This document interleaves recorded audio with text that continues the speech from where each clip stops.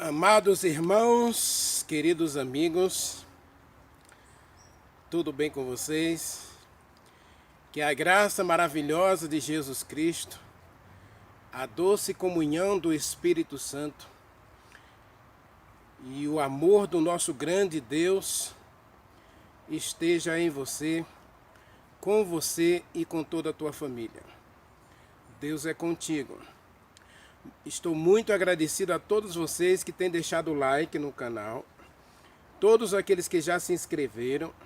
Louvado seja Deus pela sua inscrição e louvado seja Deus por todos aqueles que têm compartilhado com seus amigos essa mensagem. Amados, faz o compromisso de compartilhar essa mensagem com pelo menos 5 pessoas.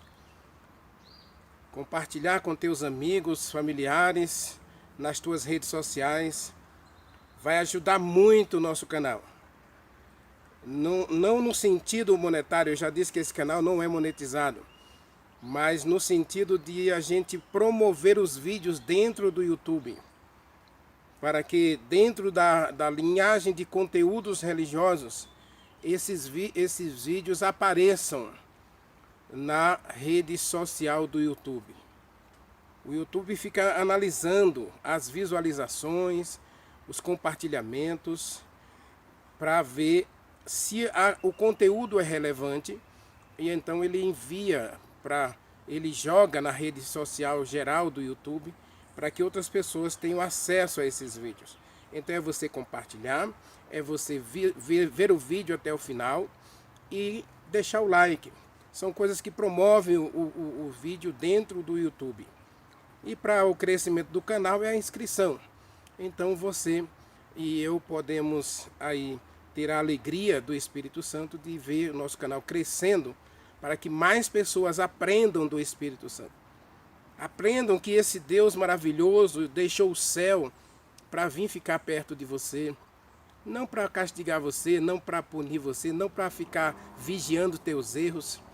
E eu tenho dito muito no meu canal aqui que a última coisa que Deus está interessado é nos teus erros. O que Deus quer fazer com você é o que Ele fez na vida do apóstolo Pedro.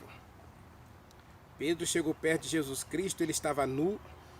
E aí ele disse: Jesus Cristo, afaste-se de mim porque eu sou um pecador. E Jesus Cristo, mesmo percebendo que Pedro era um homem instável, inconstante, tímido, que muitas vezes era um Maria vai com as outras, impetuoso, arrogante, Jesus Cristo escolheu Pedro para ser seu discípulo e disse a ele: eu quero moldar você para fazer de você um pescador de homens. Leia Lucas capítulo 4, você vai encontrar essa história lá, o encontro de Pedro com Jesus Cristo. Pedro estava nu. A expressão nu eu já expliquei aqui no meu canal, não é? Ele estava destituído de justiça, de bondade, estava destituído de tudo. Adão e Eva estavam nus, mas eles estavam vestidos de folha de figueira, né? Na verdade, eles estavam destituídos da glória de Deus, da bondade, do amor, da mansidão, do domínio próprio. Pedro estava cheio de arrogância, de orgulho próprio, de vaidade, inconstante, impetuoso. Vai negar Jesus Cristo 3 vezes? Jesus Cristo sabia, mas ele escolheu Pedro a si mesmo. E Pedro se tornou o grande arauto do Evangelho e morreu crucificado de cabeça para baixo, como testemunho de uma vida que é transformada pelo Espírito Santo. De uma vida que é arraigada, cheia do Espírito Santo. E é isso que Deus quer fazer com você. E esse canal tem esse objetivo: nos levar a conhecer a Deus, conhecer Jesus Cristo, conhecer o Espírito Santo, para que a gente tenha de fato um relacionamento vivo, eficiente, eficaz com o nosso Deus, na nossa comunhão diária. E aí a gente vai sendo santificado, transformado à imagem e semelhança de Deus, para crescermos nele e sermos mais semelhantes a Ele. Deus é contigo, louve a Deus.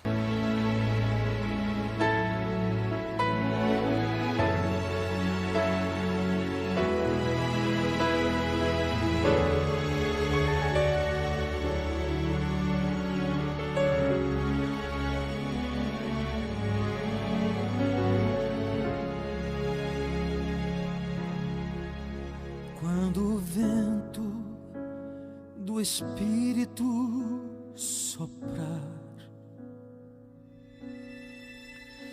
uma chama viva vai aparecer. Nossos filhos e filhas irão profetizar, os nossos velhos sonharão e a igreja mudará.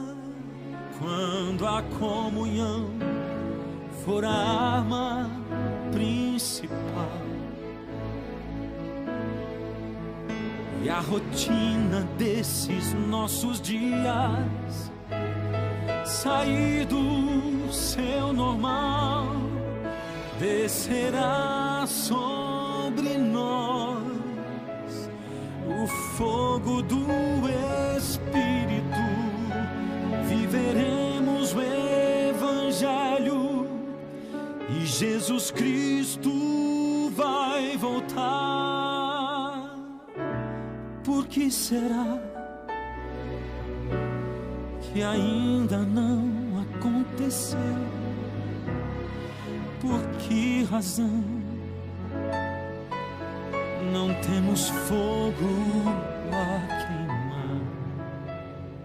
Pecados escondidos, uma fé adormecida, mandamentos que insistimos em quebrar. Por que razão? Por que será? Temos tudo nas mãos, mas não há fogo no altar.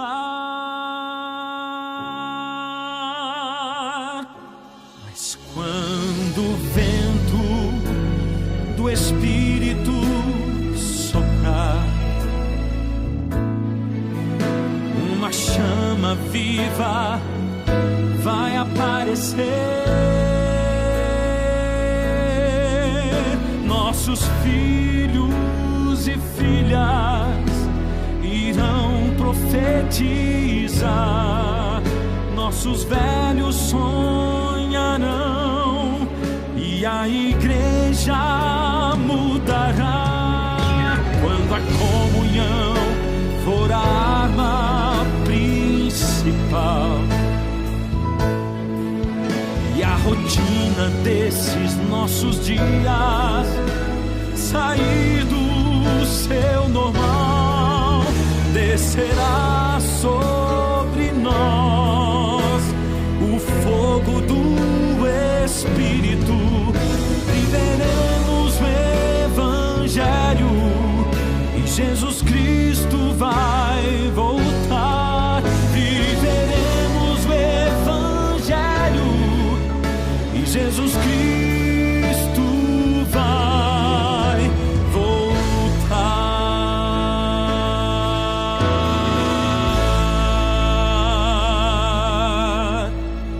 Vamos orar? Maravilhoso Deus, meu querido Pai, Criador dos céus e da terra. Senhor, se existe 2 altares em meu coração, eu quero hoje, Senhor, com a ajuda do Espírito Santo, com o auxílio do Espírito Santo, com a atuação plena do Espírito Santo, apagar o altar do pecado, para acender o altar do Espírito Santo, o altar da santificação, da purificação, da entrega, da dedicação ao Senhor, para oferecer a Ti, Pai, um sacrifício vivo, santo e que agrade ao Senhor em todas as minhas meditações e na minha comunhão diária contigo. Ajuda-me, Senhor, a sempre ter tempo para o Senhor e ter um templo para o Senhor, que o meu corpo seja de fato e de verdade a morada do Espírito Santo, a morada do nosso Deus. Pai querido, afasta de nós as nossas transgressões, Senhor. Apaga os nossos pecados e purifica-nos de toda iniquidade. Dá-nos de fato, Senhor, um novo coração. Faz essa cirurgia agora em nós, meu Pai. para que hoje e de hoje em diante sejamos inteiramente do Senhor. Josué fez uma pergunta importante ao povo: a quem vocês vão servir? E ele escolheu dizer: eu e a minha casa serviremos ao Senhor. Meu Pai, ajuda-nos hoje a escolher sermos servos obedientes à Tua palavra, servos que amam e praticam os Teus mandamentos, servos que amam a Jesus Cristo a ponto de ser capaz de dar a vida por Ele, deixar tudo por Ele, viver por Ele ou até morrer por Ele. Dá-nos a Tua bênção, Senhor. E que o Espírito Santo faça hoje um milagre na vida de cada um de nós. Temos defeitos de caráter, defeitos de personalidade, temos problemas emocionais, socioemocionais, temos problemas espirituais, meu Deus. Então faz um milagre, cura a gente, meu Deus, por dentro e por fora. Transforma-nos para sermos Teus agora, meu Deus. E atua plenamente em nós, para a nossa purificação. E fala conosco. A Tua palavra é viva, a Tua palavra é eficaz. Então que a Tua palavra fale conosco poderosamente agora, para a transformação da nossa vida, para nos tornar mais semelhantes a Jesus Cristo. Ajuda-nos a ouvir a Tua voz agora, Pai. Nós adoramos, nós agradecemos no doce nome de Jesus Cristo. Amém. Amém. Meu amado irmão, minha querida irmã, ontem nós vimos a questão da morada. E essa questão é tão séria que Paulo, ele continua o assunto no capítulo 8. A gente vai ler aí os versículos 8 e 9 e o 10. Paulo continua o assunto da questão da morada. Quem mora em teu coração? E ele faz uma colocação tremenda aí, uma colocação que realmente choca a todos nós. Leia comigo, Romanos 8, versos 8 a 10. Ele diz assim: portanto, os que estão na carne não podem agradar a Deus. Veja, nós vimos ontem que aqueles que habitam o pecado em seu coração, aqueles que dão morada ao pecado em seu coração, não podem agradar a Deus. Ou seja, ele vive para si mesmo, ele vive para agradar a si mesmo, ele vive para encher seu coração de si mesmo. Então Deus não tem espaço, não tem lugar nesse coração. O altar de Deus vai continuar apagado aí, e como as virgens nécias, em algum momento, suas lâmpadas que estão apagando, elas não serão mais acesas, porque não haverá mais oportunidade. O Espírito Santo vai se retirar dessa pessoa. As virgens nécias é um exemplo de cristãos negligentes, procrastinadores, que vivem uma religião de fachada, de hipocrisia religiosa. E no final, elas se viram sem o Espírito Santo. Elas perderam, elas apagaram o Espírito Santo da sua vida, porque viveram para agradar a carne, para a satisfação pessoal. E aí no versículo 9, Paulo, então, ele completa o assunto dizendo: olha, vocês, porém, não estão na carne, graças a Deus. É uma afirmação poderosa. Paulo dizer que eu e você não está na carne. E por que ele vai dizer que a gente está na carne? Ele diz assim: olha, vocês de fato não estão na carne, mas no Espírito Santo. Isso é uma afirmação. Até aqui a gente poderia dizer: oh, aleluia, glória a Deus. Ainda bem que Paulo falou uma coisa boa para mim hoje. Não estou na carne, eu estou no Espírito. Aí Paulo coloca uma conjunção aqui, rapaz. Olha que conjunção terrível. Por que Paulo foi colocar essa conjunção aqui? Se, de fato, e esse se aqui é uma conjunção condicional, e essa expressão aqui, de fato, é pior ainda, se for uma verdade absoluta, se for uma realidade prática, que o Espírito Santo habita em você. se de fato o Espírito Santo habita em você. Primeiro ele afirma que a gente não está na carne, mas depois ele diz, se o Espírito Santo está em você, e essa expressão de fato aqui é pior ainda. Porque Paulo, ele faz um questionamento aqui, colocando que os cristãos de Roma precisavam ter certeza de quem estava habitando plenamente, de fato, de verdade, em seu coração. No capítulo anterior a gente viu que ele, Paulo, por causa do amor ao pecado, por causa da escravidão ao pecado, ele deu morada ao pecado em seu coração. E eu disse na mensagem anterior que no nosso coração tem 2 altares.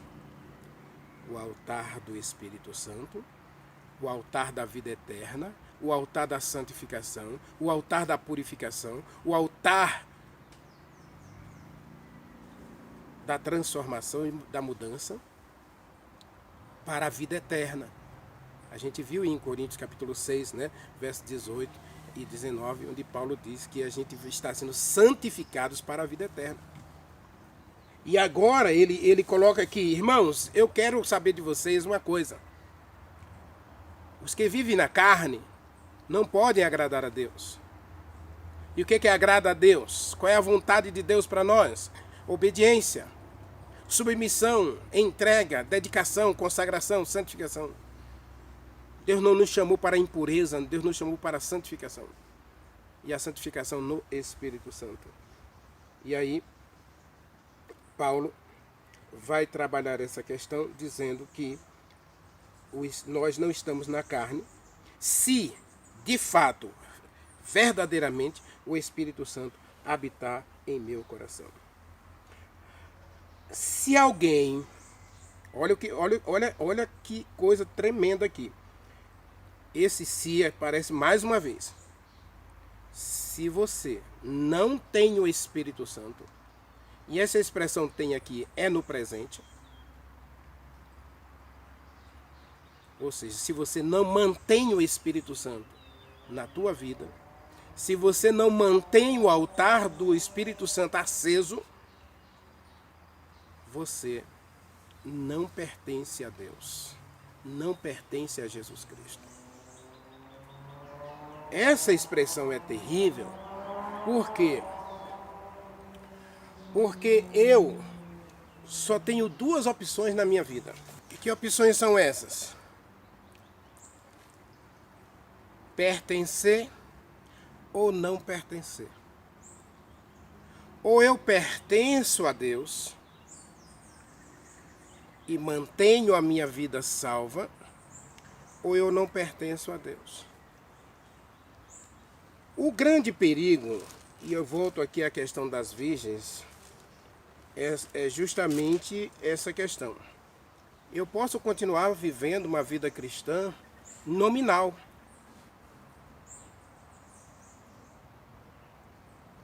Tranquilo, eu tenho uma religião, né? Eu tenho uma igreja. Eu tenho uma rotina espiritual. Se a gente voltar na parábola das 10 virgens, Mateus capítulo 25, a gente vai perceber justamente isso. Observe, eu vou ler o começo aqui e o final da parábola. Observe, versículo 1 e 2 diz assim: o reino dos céus é semelhante a 10 virgens, que tomando as suas lâmpadas, levantaram-se e saíram ao encontro do noivo. Quantas saíram ao encontro do noivo? As 10. Versículo 5. Mas tardando o noivo, todas as 10 adormeceram. Elas eram 10, todas com lâmpadas acesas. A diferença estava aí no versículo 2 e 3, que as virgens nécias, ao tomarem suas lâmpadas, não desenvolveram um relacionamento a ponto de produzir azeite reserva, de ter azeite reserva para uma emergência, para as provas, para os períodos de angústia e de sofrimento. Elas não desenvolveram um relacionamento. Agora, como é que você pode conhecer alguém se você não se relaciona com ele, com ela? Não é? Digamos que você quer se casar com uma moça ou com um rapaz. Primeiro você tem que conhecer. E para você conhecer, você tem que tirar tempo para estar com essa pessoa. Você tem que travar diálogo, desenvolver a comunicação, resolver atritos, harmonizar as diferenças. E aí o seu relacionamento vai crescendo. Quando você vai desenvolvendo esse relacionamento, às vezes você tem uma opinião, a pessoa tem outra, e aí vocês vão harmonizando essas diferenças para que o amor seja a parte principal e se desenvolva entre vocês. Então o amor vai se desenvolvendo pelos atritos, pelas dificuldades. Provérbios capítulo 22, se eu não estou enganado, Salomão fala que a faca ela se torna afiada pelo atrito com a pedra ou com o esmerilho. Então o relacionamento é necessário. E nós encontramos na história das 10 virgens que as 10 estavam na igreja. As 10 se levantaram para encontrar o noivo. As 10 acreditaram na promessa da vinda do noivo. As 10 se vestiram para o noivo. E saíram ao encontro do noivo. E as 10 dormiram pela tardança do noivo. E aí, no versículo 6... diz que à meia-noite elas ouviram o arauto proclamando a chegada do noivo. Elas não viram o noivo, elas ouviram a voz. Pela meia-noite ouviu-se um grito. Na noite, um grito. Quem está gritando? Não é Jesus Cristo. Quem está gritando não é o noivo. Quem está gritando é o arauto. É o mensageiro. Deus tem uma mensagem importantíssima nesses dias finais. E Deus tem o seu mensageiro. Deus tem sua igreja visível para proclamar o evangelho a todas as pessoas. E aí, a ordem do mensageiro era: saiam ao encontro do noivo. E agora elas precisavam de duas coisas. Primeiro, elas precisavam de azeite para manter suas lâmpadas acesas. E segundo, elas precisavam saber quem era o noivo. Lembra que Jesus Cristo disse em João capítulo 10 que o ladrão só vem matar, roubar e destruir? Mateus capítulo 24, ele diz que muitos se levantarão dizendo ser o próprio Cristo. Segundo Tessalonicenses capítulo 2, muitos se levantarão na igreja de Jesus Cristo, fazendo-se parecer com o próprio Cristo. Então elas precisavam do conhecimento do noivo. Mas elas não conheciam o noivo. Observe no versículo 10. Veja se elas conheciam o noivo. E saindo elas para comprar, chegou o noivo e entraram as que estavam apercebidas com as lâmpadas acesas. Elas não estavam com suas lâmpadas acesas. Suas lâmpadas podia até estar acesa, mas a luz era tão fosca, tão pequena, que elas não conseguiam enxergar o noivo. E faltava o conhecimento do noivo. Veja verso 11. Mais tarde chegaram as virgens nécias, clamando: Senhor, Senhor, abre-nos a porta. E aí o verso 12, Jesus Cristo diz para ela, o noivo diz para ela: eu nunca conheci vocês. Mateus capítulo 7, verso 23 tem essa mesma expressão. Eu não conheço você. Então, Romanos capítulo 8, versículo 8 e 9, Paulo está dizendo, se você vive na carne, você não agrada a Deus. Mas ele quer ter certeza que você tem o Espírito Santo. A preocupação de Paulo, a preocupação de Deus, a preocupação de Jesus Cristo não é saber o passado teu, o que você fez de errado. O que ele quer saber é se hoje você está disposto a abrir o coração para ser plena a habitação de Deus. Se, essa expressão se, é você quer ou você não quer. Você deixa ou você não deixa Deus transformar a tua vida. O Espírito Santo quer habitar em nós. O Espírito Santo não quer se retirar de nós. O Espírito Santo quer transformar a nossa vida. O Espírito Santo quer fazer um milagre pleno no meu coração, no teu coração. O Espírito Santo quer fazer a diferença na nossa vida.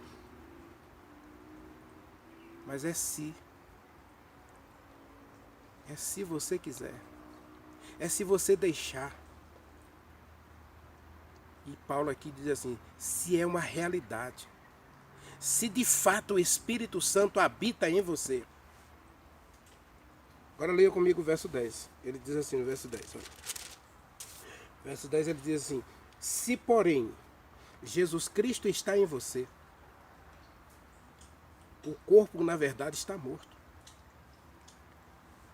Por causa do pecado.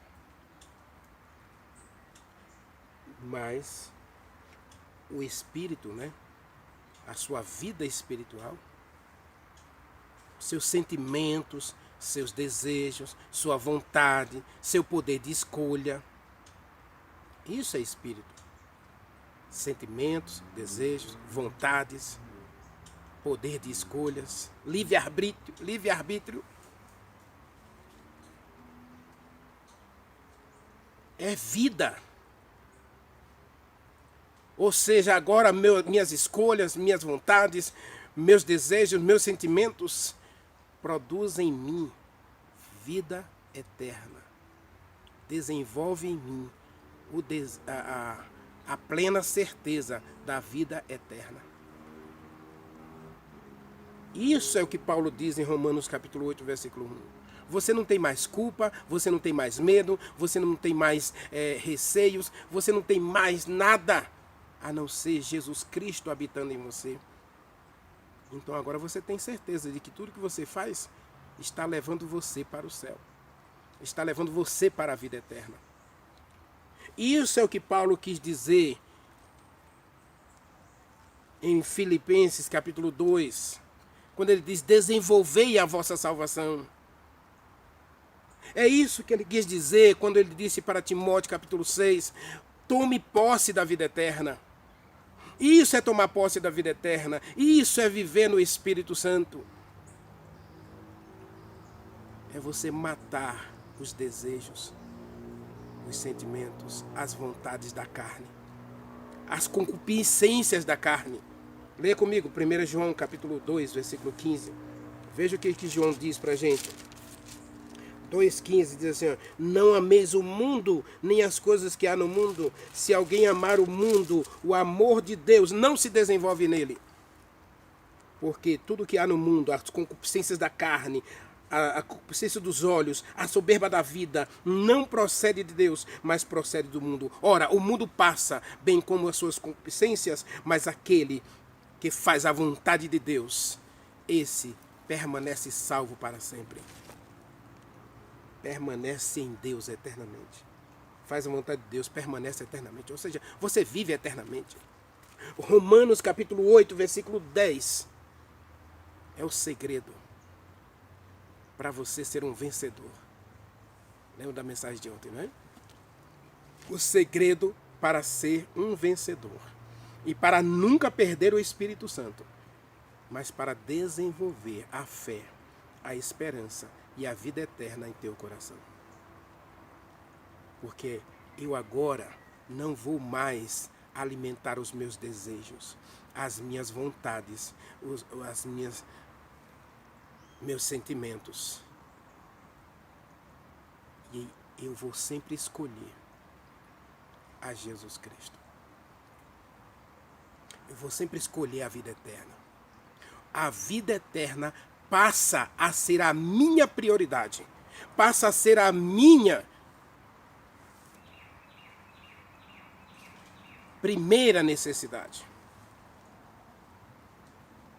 E nesse contexto, eu vou desenvolver a minha salvação no relacionamento diário com Deus. É isso que você quer para a sua vida? É isso que você quer para o seu coração? Talvez a mensagem de ontem você precise assistir de novo. Porque alguém quer roubar teu coração. Alguém quer possuir teu coração.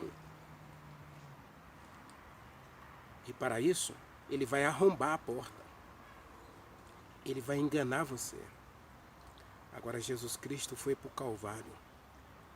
E no Calvário, João capítulo 13, Jesus Cristo disse: quando eu subir à cruz, quando eu me pendurar na cruz, quando minhas mãos forem cravadas na cruz, quando meus pés forem cravados na cruz, quando meu sangue for derramado na cruz, eu atrairei você para mim.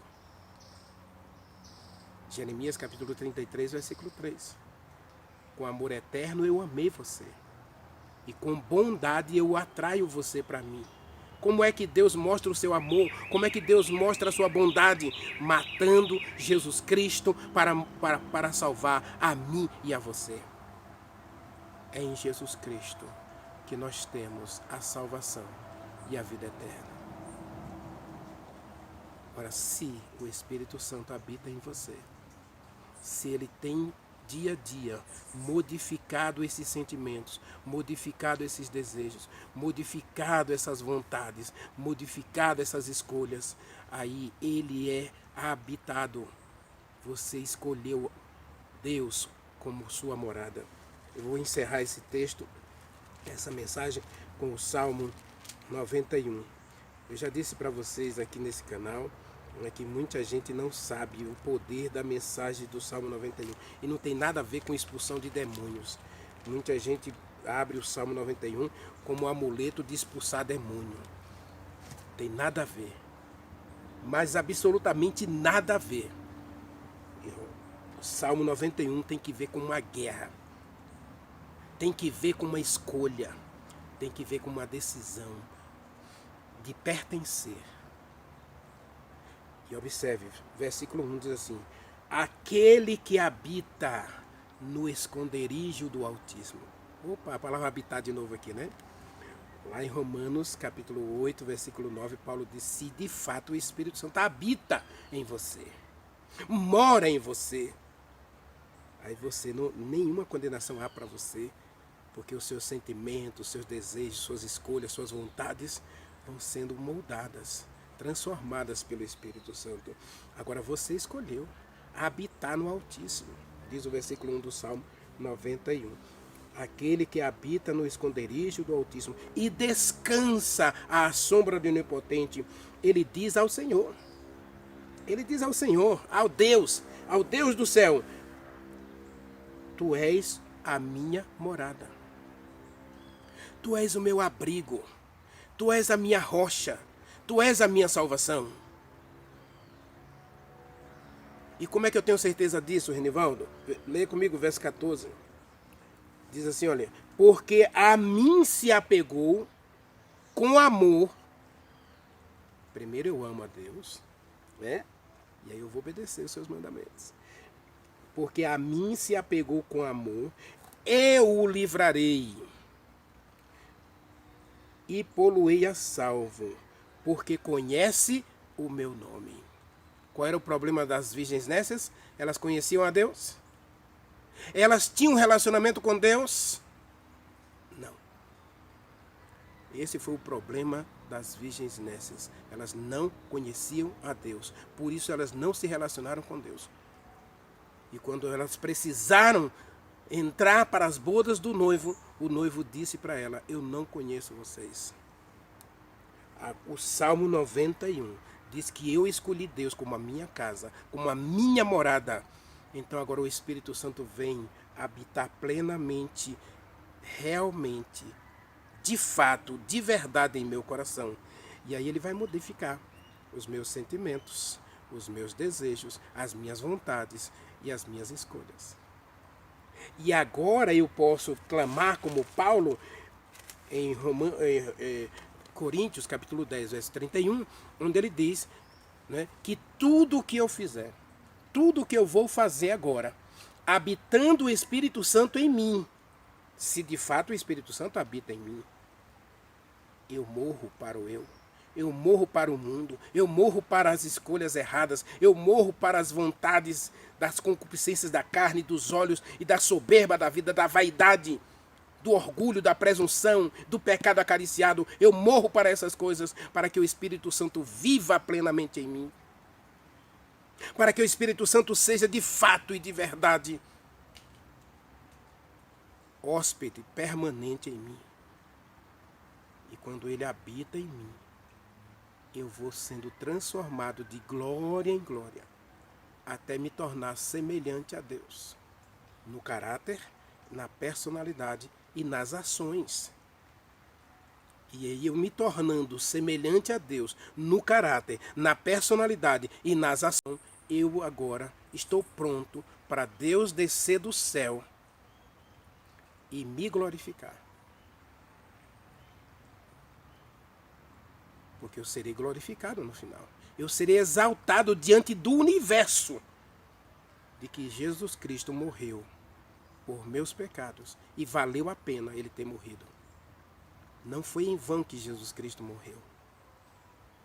Paulo, em Hebreus capítulo 6, versículo 6, ele diz que muita gente está crucificando de novo a Jesus Cristo, tornando o sacrifício de Jesus Cristo inútil, vão. Então, o Espírito Santo habitando em mim, habitando em você, vai fazer com que a gente seja de fato uma nova pessoa em Jesus Cristo. Deus tenha misericórdia de mim, Deus tenha misericórdia de você. E que hoje você escolha não ser uma incógnita, uma conjunção condicional, mas que de fato e de verdade o Espírito Santo habite em mim e em você.